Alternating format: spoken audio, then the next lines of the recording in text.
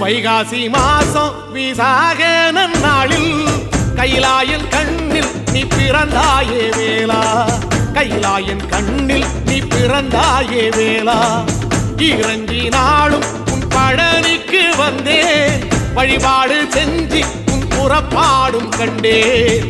பொன்பவனி தேரில் உன் புறப்பாடும் கண்டேன். நடராசன் மகராசா உன் வீடு வந்தேனே, வெளியான பாலாலே அபிஷேகம் கண்டேனே.